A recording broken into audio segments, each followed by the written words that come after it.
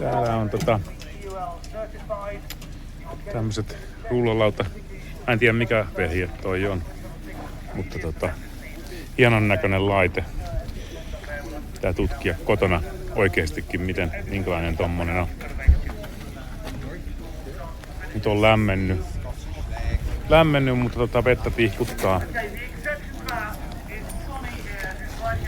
Semmonen 5 tuntia varmaan on tänään matkaa. King House Hotel.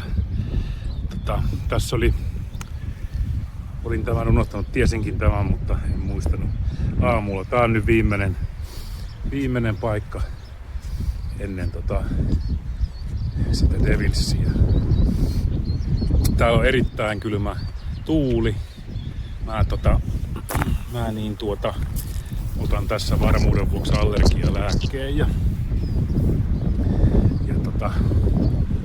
silleen, tässä tuli joku aasialainen kaveri kysyy multa, että se lähti nyt tosta autollakin. Se kysyi multa, että onks mä nähnyt peuraa.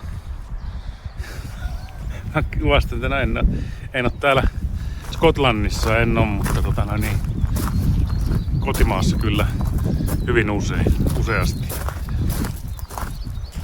Jep. Aika kova. Se tuulee, kun tuossa on tommonen aukee, niin tuolta pöhöttää meinaa. Joo.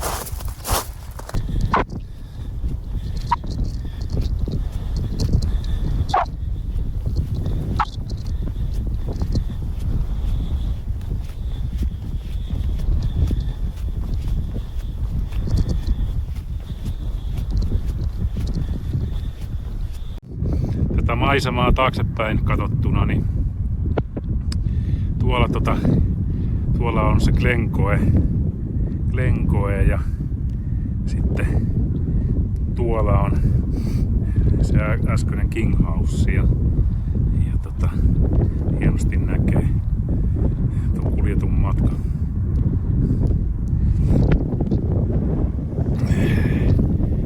Joo. Vähän tossa oli nousua jo. No niin, nyt tässä pikatien vieressä menee tää polku, tai meni vähän aikaa, mutta nyt nyt on tän vuoro. Mitäs tässä lukee? Joo, tää on sotatie.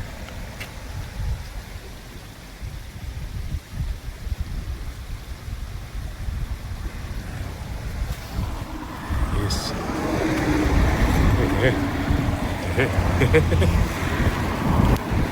Vähän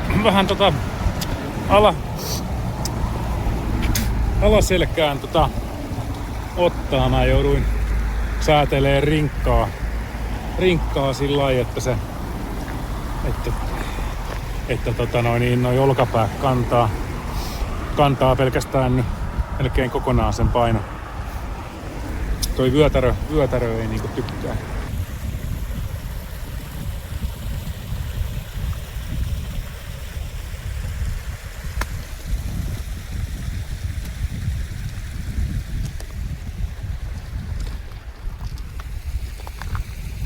Nyt mennään.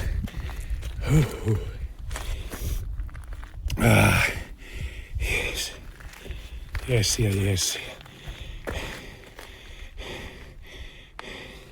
Sitten vähän alemmas.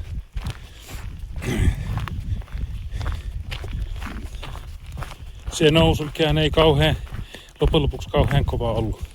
Mutta eihän tää olekaan, jos vertaa johonkin Pyreneisiin tai johonkin. Mutta jyrkkä se oli kyllä. Jyrkkä oli. Katsotaan mitä täältä vielä tulee.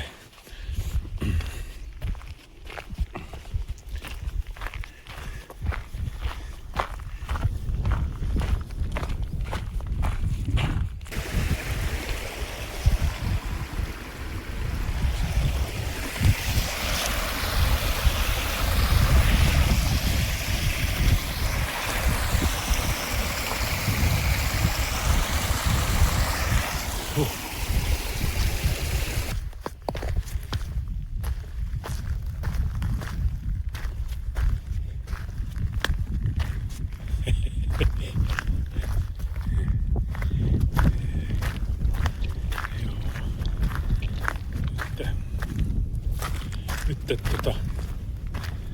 laskua.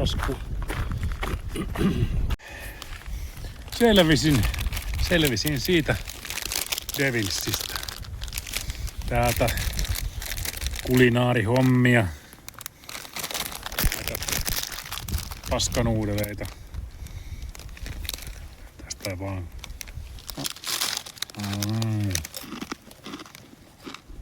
Vapeeta on. No. Sitä vedestä niin on keltaisen väristä. Ja toin sieltä hiihtokeskuksesta. Niin mä kysyin sitä, että minkä takia keltaista, niin kuulemma maaperä tekee keltaisen värin. Ja toin itse asiassa, niin, eipä se ole, joo, on toi sieltä, joo. Samaa vettä oli niillä siinä sisällä kahvilassa, niin sellaisissa läpinäkyvissä pulloissa. No.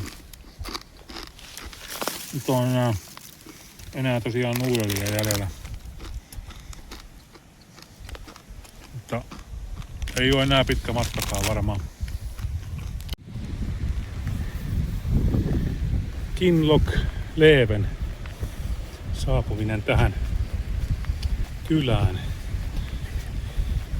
Söde on. Tässä on, mä tekoälyltä kyselin, niin noin 800-900 henkilöä asuu tässä.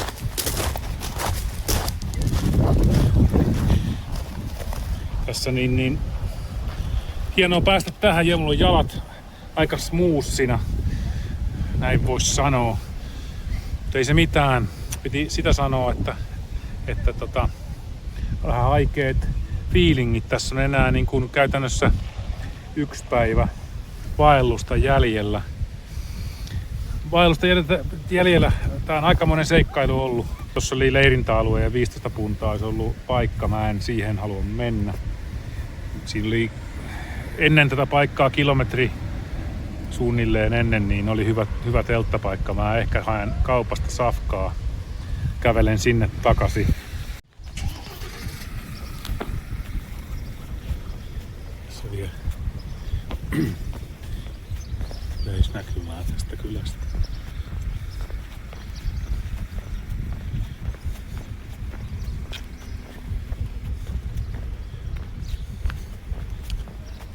Onko tässä joku kauppa?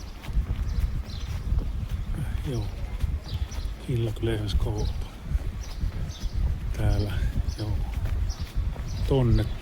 Pitää siirtää rahaa. Päivän viimeinen video. Mä sain teltan pystyyn ja oli pakko ottaa tämmönen vähän epämääräisempi paikka. Sellaisien vesiputkien vierestä, mutta oli niin poikki tuosta tämänpäiväisestä, että oli vaan niin kuin käytännössä kävin kaupassa ja heittävä teltta pystyyn tähän. Ostin tämmösiä Scotch Exejä ja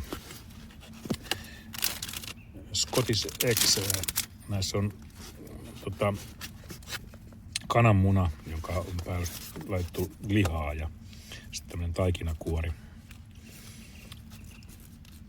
Heitä Scotit vetää tällain väliparalla. Ihan kaupasta vaan.